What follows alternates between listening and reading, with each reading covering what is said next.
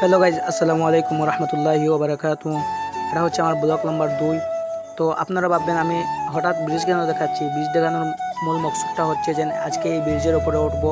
ব্রিজের উপরে উঠে আমি কী করলাম আপনারা সাথে থাকবেন, দেখবেন কী করলাম।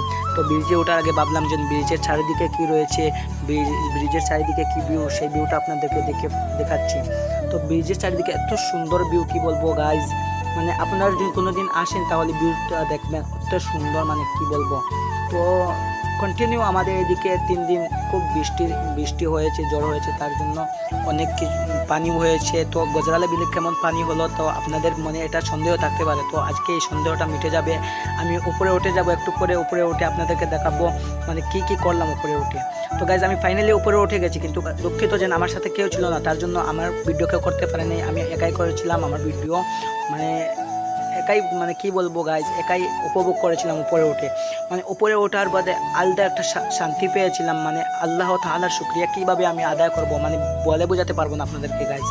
তো এই যে পানিটা দেখতে পাচ্ছেন, ওটাই হচ্ছে গিয়া গজরালা বিল।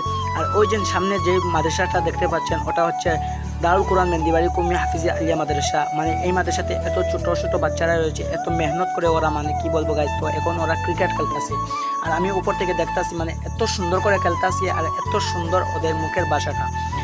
মানে গাইজ আমি বলবো, আপনারা সবাই জানেন যে মাদ্রাসা স্টুডেন্টরা মানে অনেক ভালো থাকে। তো এখন ভাবলাম যে যখন ব্রিজের উপরে উঠেছি তখন তো আপনাদেরকে ব্রিজের নিচের ভিউটাও দেখাবো। তো ব্রিজের নিচের ভিউটা আপনারা দেখে ফেলেছেন।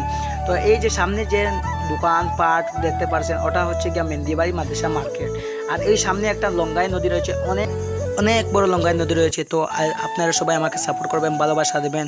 তো আজকের ব্লগটা হচ্ছে এতটুকু, দেখা হচ্ছে আবারও নেক্সট ভিডিওতে আপনাদের সাথে গাইস।